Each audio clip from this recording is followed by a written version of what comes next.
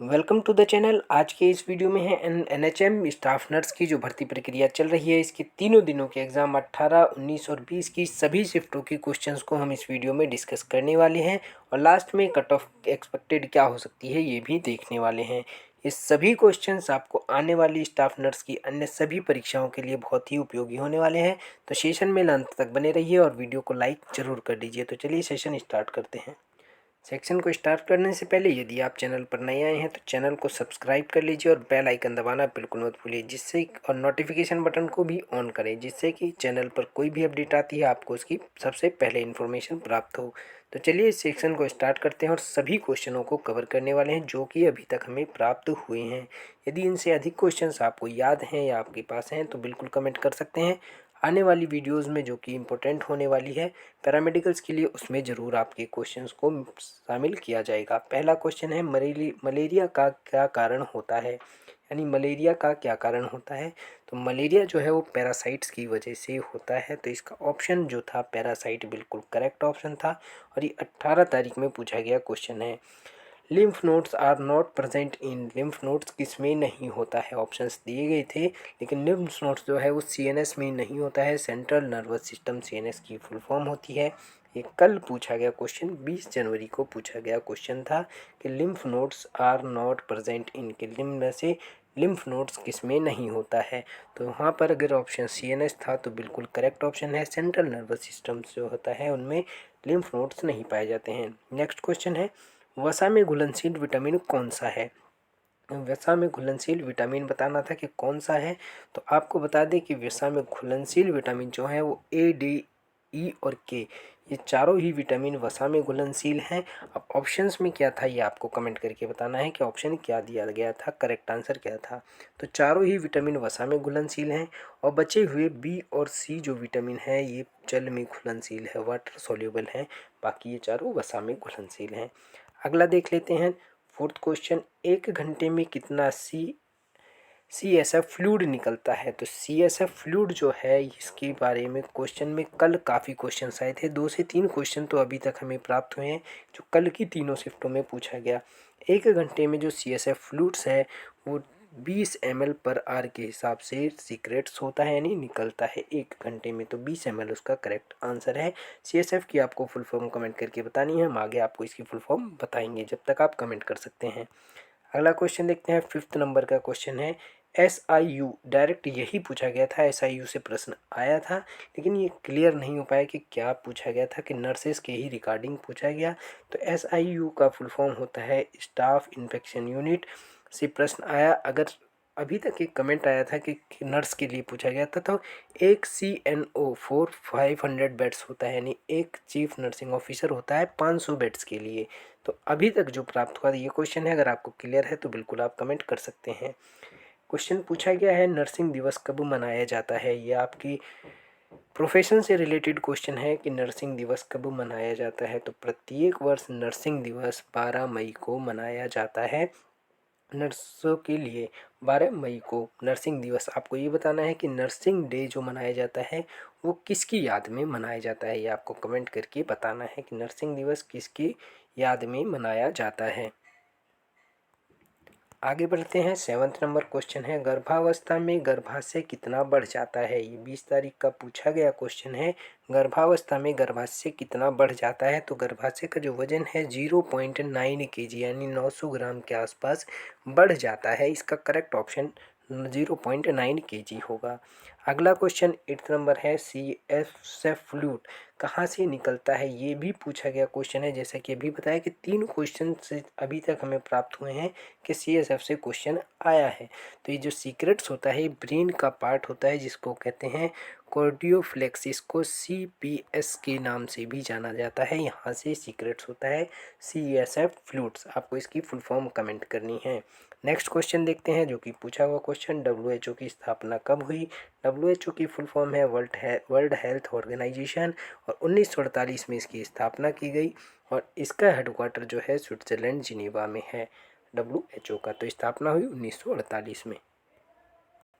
Next question है 10वां number का question, PHC में कितने बेड होते हैं, यानी एक प्राइमरी हेल्थ केयर जो होती है उसमें कितने बेड होते हैं। तो बेडों की संख्या 6 होती है, 4 से 6 कहीं कहीं दिया है, तो ऑप्शन में 6 था, तो 6 बिल्कुल करेक्ट होगा।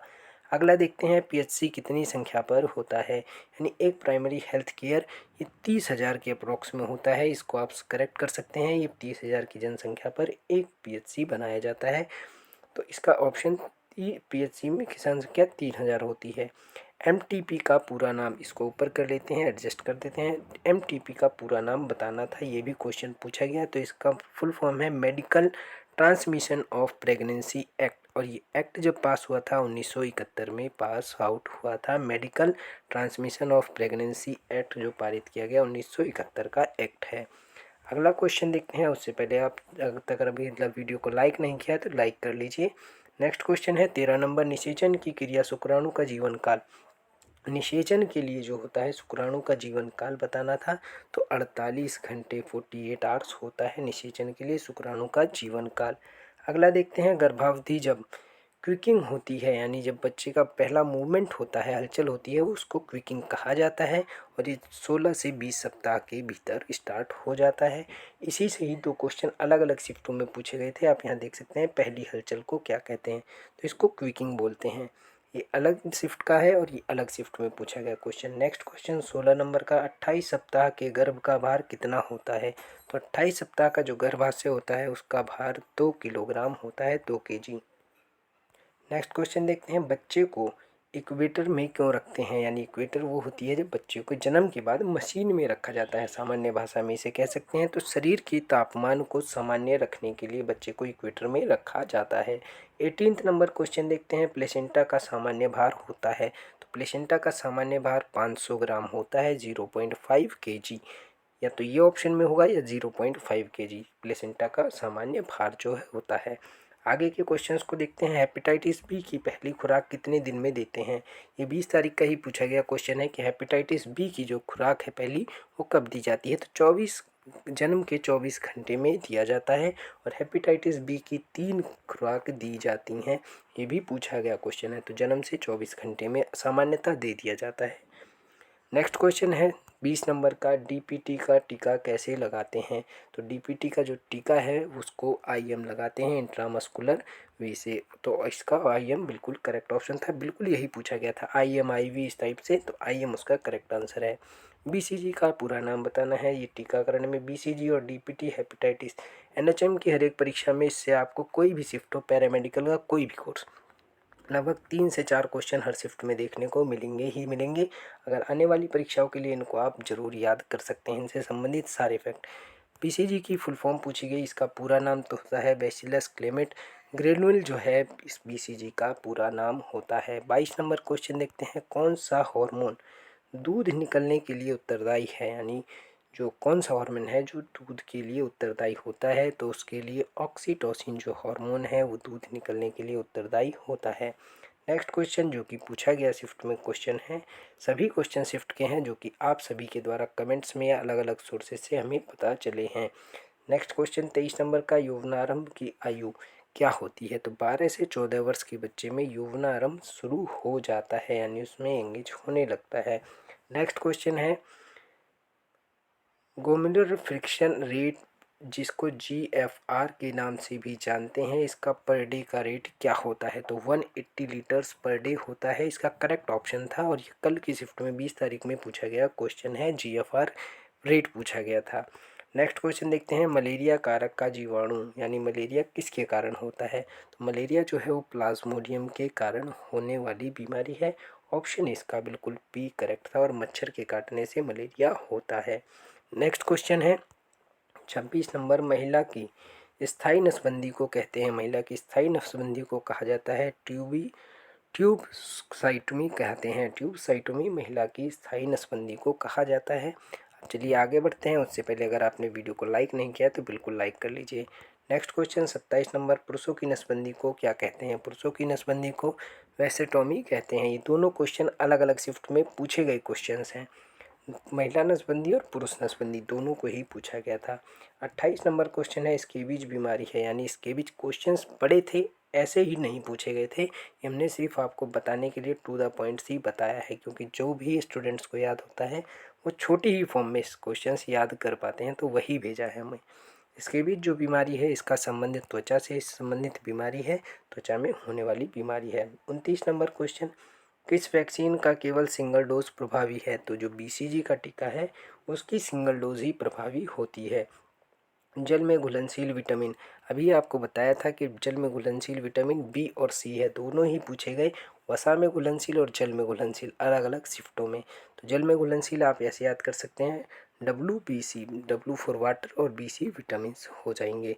तो WBC वाइट ब्लड सेल भी होता है, तो वाइट वाटर, ये विटामिन B और विटामिन C ये जल में घुलनशील हैं। अगला देखते हैं, ORS का पूरा नाम होता है ओरल रिहाइड्रेशन साल्ट, कहीं कहीं सॉल्यूशन भी लिखा होता है। नेक्स्ट क्वेश्चन 32 नंबर का है, विटामिन B1 का रासायनिक नाम होता है थाइमीन। ये भी पूछा गया क्वेश्चन है। विटामिन से भी हर एक शिफ्ट में 3 से 4 क्वेश्चन जरूर पूछे गए थे, और हमने आपको एग्जाम से पहले जो टेस्ट सीरीज कराई थी उसमें भी बताया था। अगला देख लेते हैं 34 नंबर का क्वेश्चन, जो कि है प्लेगरा किसकी कमी से होता है? तो प्लेगरा बीमारी जो है वो नियासिन की कमी से होता है। जो कि प्लेगरा रोग होता है वो नियासिन की कमी से होता है। नेक्स्ट क्वेश्चन है 35 नंबर का, विटामिन B7 का रासायनिक नाम होता है बायोटीन। विटामिन B7 का रासायनिक नाम बायोटीन। ये दोनों क्वेश्चन अलग अलग शिफ्ट के हैं, एक में B1 पूछा गया और एक में विटामिन B7 पूछा गया। 36वां नंबर क्वेश्चन है, CHC में कितने बेड होते हैं? तो CHC में टोटल 30 बेड होते हैं, इसका 30 बिल्कुल करेक्ट आंसर है।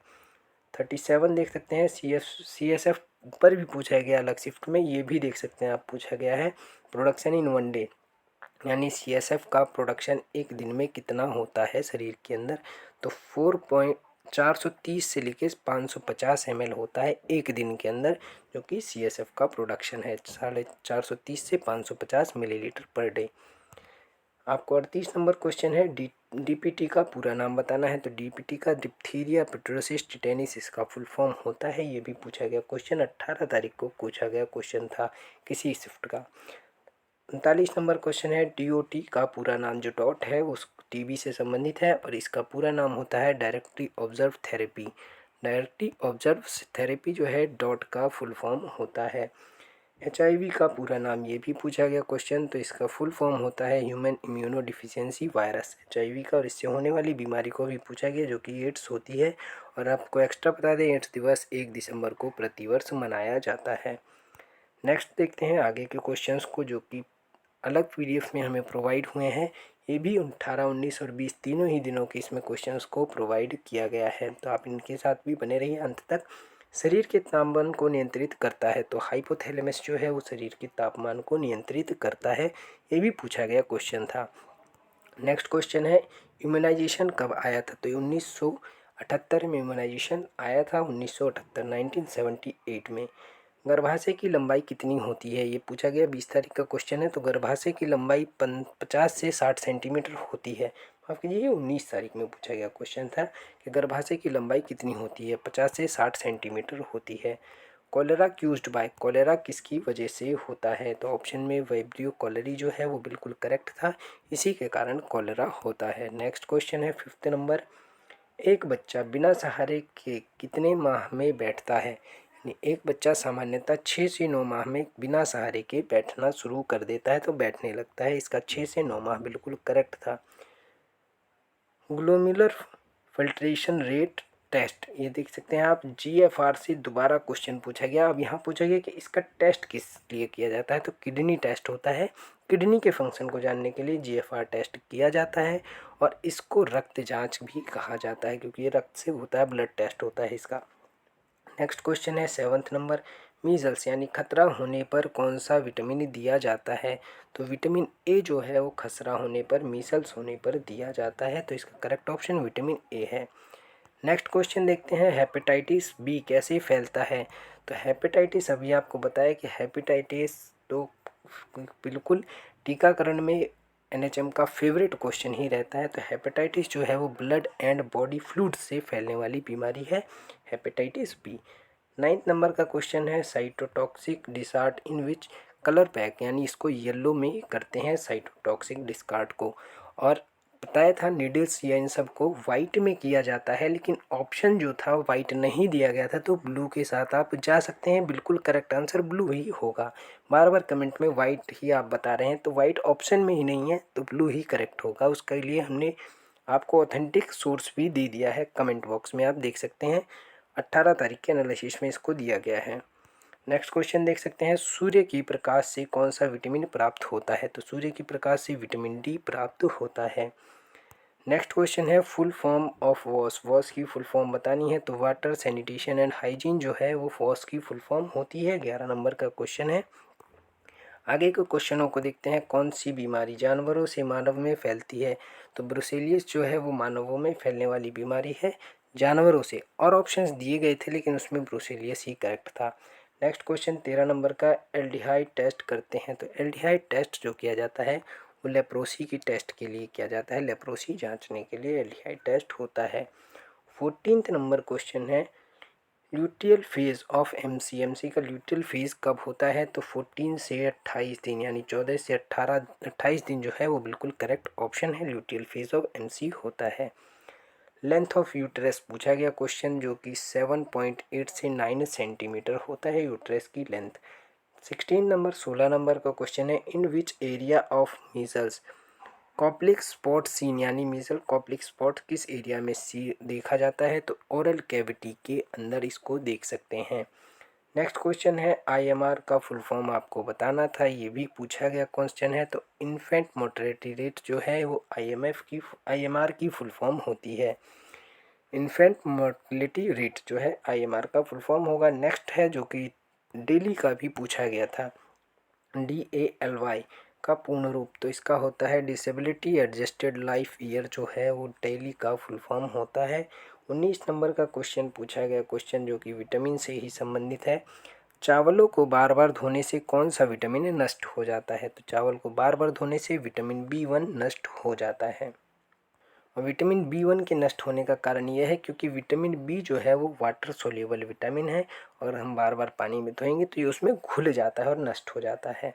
इसके पीछे का कारण यही है कि वाटर सोल्यूबल विटामिन है। 20 नंबर का क्वेश्चन है, CPR अनुपात कितना होता है? तो CPR जो रेशियो होता है वो 30:2 का रेशियो होता है। और CPR की फुल फॉर्म होती है कार्डियोपल्मोनरी रेसिस्टेंस, जो होती है वो CPR की फुल फॉर्म होती है। ये भी पूछा गया था किसी शिफ्ट में, अगर आपको याद है तो बिल्कुल कमेंट कर सकते हैं, पूछा गया था या नहीं। 21 नंबर का क्वेश्चन है, ABC का पूरा नाम क्या है? ABC का पूर्ण रूप जो है एयरवे ब्रीथिंग CPR, यहाँ देख सकते हैं जो CPR है यहाँ दिया गया है। ABC का पूर्ण रूप होता है एयरवेज ब्रीथिंग और CPR।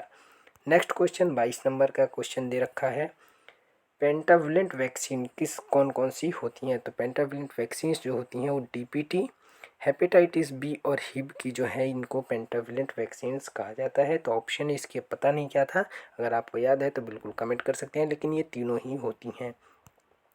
नेक्स्ट क्वेश्चन है, वेक्टर बोन्स डिसीज़ के बारे में पूछा गया, ये अभी तक हमको नहीं कंफर्म हो पाया है। सिर्फ जो भी कमेंट है सिर्फ वेक्टर बोन डिसीज़ ही है, लेकिन क्लियर नहीं है कि क्या पूछा गया था इसके बारे में। अगर आपको याद है बिल्कुल कमेंट कर सकते हैं। 24 नंबर का क्वेश्चन है, EMR का पूर्ण रूप क्या होता है? तो EMR का पूर्ण रूप जो होता है इलेक्ट्रॉनिक मेडिकल रिकॉर्ड जो है EMR का पूर्ण रूप होता है। 25 नंबर का क्वेश्चन देख सकते हैं, PPD का शुष्क उपयोग, जो PPD का शुष्क उपयोग है MgSO4 के रूप में किया जाता है। MgSO4 के रूप में किया जाता है। इसका अगर आपको पूर्ण क्वेश्चन याद है कमेंट कर सकते हैं, और अगर अभी तक आपने वीडियो लाइक नहीं की है तो बिल्कुल लाइक कर लीजिए। नेक्स्ट क्वेश्चन है, मेटाटोर्सल बोन की संख्या, यानी मेटाटोर्सल बोन्स की जो संख्या होती है वो कितनी होती है? तो 5 होती हैं टोटल मेटाटोर्सल बोन्स। ये भी पूछा गया क्वेश्चन। 27 नंबर का क्वेश्चन है, माइक्रोन्यूट्रेंट्स किसे कहते हैं? तो माइक्रोन्यूट्रेंट्स उन्हें कहते हैं जिनकी बहुत कम आवश्यकता होती है बॉडी को, तो जो खनिज तत्व हैं उनको माइक्रोन्यूट्रेंट्स कहा जाता है। स्प्लीन कहाँ पर होती है? 28 नंबर का क्वेश्चन है कि स्प्लीन कहाँ पाई जाती है? तो बाएं राय रिब के पीछे पाई जाती है स्प्लीन। 28 नंबर का बाएं रिब के पीछे बिल्कुल करेक्ट आंसर होगा स्प्लीन, जो कि जिसको हम प्लीहा भी बोलते हैं तिल्ली सामान्य भाषा में। 29 नंबर का क्वेश्चन है, ह्यूमन एनाटॉमिकल वेस्ट का रंग होता है, जो ह्यूमन एनाटॉमिकल वेस्ट होते हैं इनका कलर पीला होता है। जैसे आप यूरिन देख सकते हैं उसका कलर भी येलो होता है। तो ह्यूमन एनाटॉमिकल वेस्ट पीले रंग का होता है। नेक्स्ट क्वेश्चन है बिहू से पूछा गया क्वेश्चन है, जो कि नृत्य है आसाम का, जो कि आपके 20 नंबर का जीके जीएस रीजनिंग से संबंधित क्वेश्चन था। इसमें लावनी भी पूछा गया, जो कि महाराष्ट्र का नृत्य है। स्वतंत्रता आंदोलन के समय पूछा गया था कि भगत सिंह को कब फांसी दी गई थी, भगत सिंह को, वो भी पूछा गया क्वेश्चन है। और आगे उन क्वेश्चंस को हम डिस्कस करने वाले हैं। नेक्स्ट क्वेश्चन जो कि पूछा गया 31 नंबर का है, पेंटाविलेंट वैक्सीन कितने दिन बाद देते हैं। तो पेंटाविलेंट वैक्सीन का अब ऑप्शन नहीं पता, लेकिन 6 वीक, 10 वीक और 14 वीक के डिफरेंस पर दिया जाता है पेंटाविलेंट वैक्सीन को। नेक्स्ट क्वेश्चन है 32वां नंबर का, ट्रिपल टेस्ट किया जाता है, यानी ट्रिपल टेस्ट किसके लिए किया जाता है, तो डाउन सिंड्रोम की जाँच के लिए ट्रिपल टेस्ट किया जाता है। इसी के साथ जो भी हमें आपके द्वारा प्रोवाइड कराए गए क्वेश्चंस थे, हमने उन सभी को इसमें डिस्कस कर लिया है। इससे अधिक का क्वेश्चन अगर आपको याद है तो बिल्कुल आप उन्हें कमेंट कर सकते हैं। हो सकता है इनमें से आपकी शिफ्ट में 1 या 2 ही क्वेश्चंस आए हों, तो आप कमेंट करने लगते हैं कि कोई भी क्वेश्चन नहीं आया। अगर आपको याद है बिल्कुल कमेंट कर सकते हैं, और कोई भी अगर उत्तर आपको गलत लगता है तो उसका सही आंसर भी आप बता सकते हैं, बिल्कुल हम उसको करेक्ट करेंगे, एक्सेप्टेबल होता है, बिल्कुल अगर गलती है तो एक्सेप्ट की जाएगी। अब बात करते हैं कि लगभग कट ऑफ क्या हो सकती है। सबसे महत्वपूर्ण यही बात आती है कि कट ऑफ क्या हो सकती है। तो इसके लिए आपको एक कार्य करना है। इसके लिए आपको चैनल की कम्युनिटी में जाना है और वहाँ पर एक वोट पोल कराया गया है। यूपी एनएचएम स्टाफ नर्स के एग्ज़ाम के बाद आपकी लगभग सही क्वेश्चंस क्या हैं, एक एनालिसिस है जिसमें कि आपको अपना वोट पोल ज़रूर करना है। जैसे कि आप देख सकते हैं अभी लगभग 300 ने वोट पोल कर चुके हैं, जो कि कुछ इस प्रकार से परसेंटेज आया है। तो इसी के आधार पर और डाटा जब इकट्ठा हो जाएगा तो हम आपको आपकी कट ऑफ एक्सपेक्टेड बता पाएंगे और आप अपने मार्क्स कमेंट भी कर सकते हैं। लेकिन अगर इस पर भी बात करें, जब तक अभी तक के डाटा के आधार पर सबसे ज़्यादा वोट पोल 61 से 75 मार्क्स के बीच में ही हुए हैं, 45%। तो कट ऑफ को जो है और अधिक डाटा और क्लियर होने के बाद ही हम आपके साथ डिस्कस करेंगे कि लगभग कट ऑफ क्या हो सकती है। अगर अराउंड ऑफ इसका देखते हैं तो एवरेज 65 के आसपास ही बन रहा है, जो कि अभी तक के प्राप्त डाटा के आधार पर है। आई होप दोस्तों ये वीडियो आपको पसंद आई होगी। वीडियो पसंद आती है तो लाइक कीजिए, शेयर कीजिए और चैनल को सब्सक्राइब करना बिल्कुल मत भूलिए। आपको ऐसे ही नए अपडेट्स के साथ नेक्स्ट वीडियो में मिलते हैं, तब तक के लिए धन्यवाद।